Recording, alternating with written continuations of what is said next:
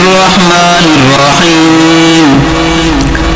لم يكن الذين كفروا من أهل الكتاب والمشركين منفكين حتى تأتيهم البينة رسول من الله يتلو صحفا مطهرة فيها كتب قيمة وما تفرق الذين أوتوا الكتاب إلا من بعد ما جاءتهم البينة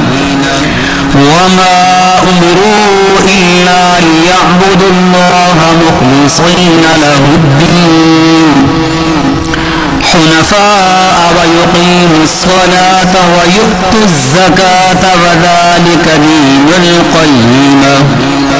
إن الذين كفروا من أهل الكتاب والمشركين في نار جهنم خالدين فيها أولئك هم شر البرية إن الذين آمنوا وعملوا الصالحات أولئك هم خير البرية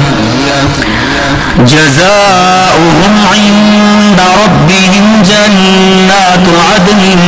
تجري من تحتها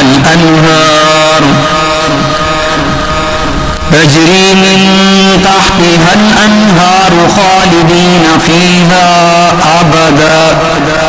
رضي الله عنهم ورضوا عنه ذلك لمن خشي ربه